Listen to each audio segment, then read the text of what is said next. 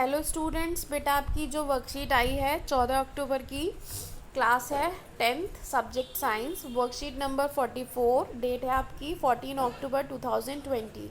इसमें क्या करेंगे बेटा, जो आपका टॉपिक आया है वो है तत्वों का आवर्त वर्गीकरण। ठीक है, अभी हम क्या पढ़ रहे थे, एलिमेंट्स के बारे में पढ़ रहे थे। आज हम पढ़ेंगे उनका आवर्त वर्गीकरण कैसे करते हैं।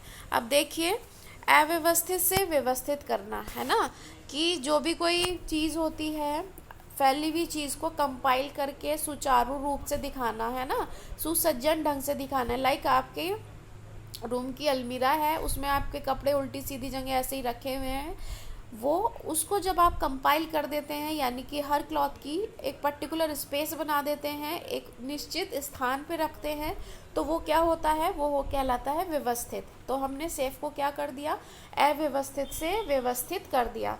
अब देखिए बेटा, इसमें आपको क्या है, आज जो हम इसमें पढ़ेंगे, ये देखिए, व्यवस्थित से अव्यवस्थित से व्यवस्थित करना।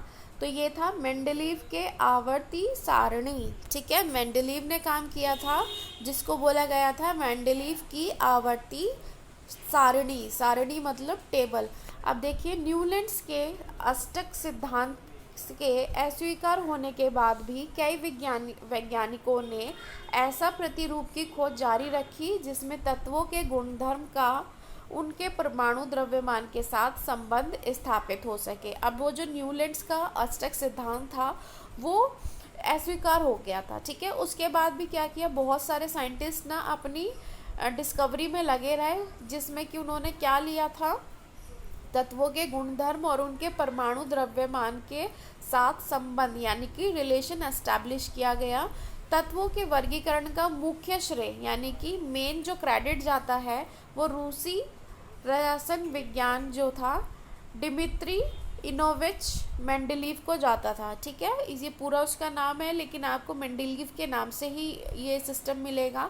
अब देखिए क्या करेंगे, तत्वों की आवर्त सारणी के प्रारंभिक विकास में उनका योगदान रहा है ना। स्टार्टिंग में जो उनकी आवर्त सारणी के प्रारंभिक विकास में उनका योगदान था, उन्होंने अपनी सारणी तत्वों का अनुकूल गुणधर्म, परमाणु द्रव्यमान, रासायनिक गुणधर्म, उसने ना ये तीनों चीज़ें ली थी कि में समानता के आधार पर व्यवस्थित किया। उसने क्या किया, जो तत्व थे, तत्वों को किस किस बेसिस पे उसने अरेंज किया, उनके मूल गुणधर्म पर, परमाणु द्रव्यमान तथा रासायनिक गुणधर्म में समानता के आधार पर उसने उसको अरेंज किया। अब देखिए नेक्स्ट क्या आया इसमें बेटा, नेक्स्ट इसमें आया कि जो मेंडलीव ने था, मेंडलीव ने अपना जो कार्य था, यानी कि मेंडलीव ने अपना कार्य 63 तत्वों के साथ आरंभ किया। टोटल उसने कितने लिए बेटा, 63 तत्व लिए। उन्होंने तत्वों के परमाणु द्रव्यमान एवं उनके भौतिक एवं रासायनिक गुणधर्मों के बीच संबंध का अध्ययन किया। उसने क्या किया, उसके फिजिकल और केमिकल जो प्रॉपर्टी होती थी उनके बीच के रिलेशन का स्टडी किया। फिर उसके बाद नेक्स्ट आया केमिकल प्रॉपर्टी के अंतर्गत क्या था, यानी कि रासायनिक गुणधर्म के अंतर्गत मेंडलीव ने तत्वों के ऑक्सीजन एवं हाइड्रोजन के साथ बनने वाले यौगिक पर अपना ध्यान केंद्रित किया। उन्होंने ऑक्सीजन एवं हाइड्रोजन के लिए चुनाव किया क्योंकि ये अत्यंत सक्रिय हैं तथा अधिकांश तत्वों के साथ यौगिक बनाते थे। ठीक है, अब देखिए नेक्स्ट क्या हुआ, इसमें तत्वों से बनने वाले हाइड्रोजन और ऑक्साइड के सूत्रों को तत्वों के वर्गीकरण के लिए मूलभूत गुणधर्म माना गया। ये बेटा उसकी कुछ प्रॉपर्टी हैं, थ्योरेटिकल पोर्शन है, ऐसा कुछ नहीं है।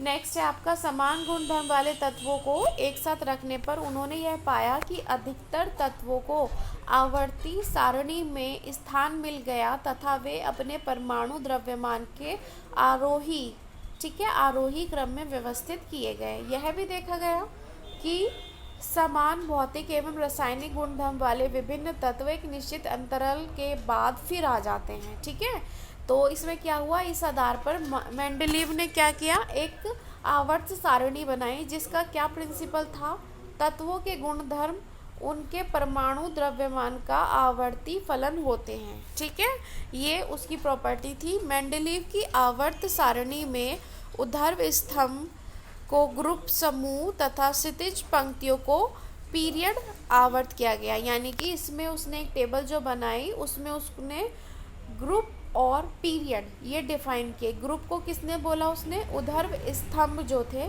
यानी कि जो समूह थे, ग्रुप को समूह बोला और पीरियड्स को आवर्त कहा गया।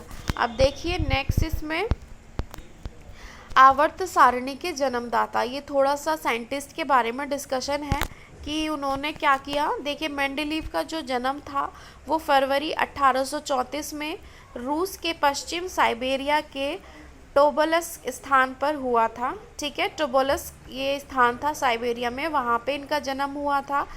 उनके द्वारा प्रस्तावित तत्वों की व्यवस्था को मेंडलीव की आवर्त सारणी कहा जाता है। आवर्त सारणी रसायन में एक एवमेक सिद्धांत साबित हुई, इससे नए तत्वों की खोज करने की प्रेरणा मिली। ठीक है, इसमें ऐसा आपको कुछ इतना ध्यान देने की ज़रूरत नहीं है, ये साइंटिस्ट के बारे में खाली थोड़ा सा डिस्क्रिप्शन है, आप एक बार पढ़ लें, इनफ है। अब देखिए नेक्स्ट है, इसमें क्वेश्चंस जो हैं बेटा आपके, अब क्वेश्चन में है इसके, जो आपका फर्स्ट क्वेश्चन है, मेंडलीव की आवर्त सारणी का उपयोग कर निम्नलिखित तत्वों के ऑक्साइड के सूत्र का अनुमान कीजिए। आपको क्या करना है, मेंडलीव की आवर्त सारणी जो है, तो देखिए आपको क्या करना है, आपको इसमें जो क्वेश्चन गिवन है वो फर्स्ट वाला, मेंडलीव की आवर्त सारणी का उपयोग करके आपको निम्नलिखित तत्वों के ऑक्साइड के सूत्र का अनुमान लगाइए। ठीक है, अब देखिए इसमें क्या था, आवर्त था द्रव्यमान, तो आप इसमें ऑक्साइड बनाएंगे इन सब का और उसका देखेंगे आवर्त के उस पे अनुसार इनका जो पोजीशन है वो क्या आएगी। ठीक है, आपका ये फर्स्ट हो गया। सेकंड है, इसमें मेंडलीव द्वारा निर्मित आवर्त सारणी के नियम क्या थे। तो इसमें देखिए मेंडलीव ने आवर्त सारणी बनाई जिसका सिद्धांत है कि तत्वों के गुणधर्म उनके परमाणु द्रव्यमान की आवर्ती फलन होते हैं। ठीक है, ये है इसका बेटा सेकंड। थर्ड है, इसमें मेंडलीव ने अपनी आवर्त सारणी तैयार करने के लिए कौन सा मापदंड लिया। अब देखिए मापदंड उसने कौन सा लिया, इसमें ये बेटा थर्ड आएगा, ग्रुप और पीरियड जिसमें डिस्क्राइब किए गए हैं।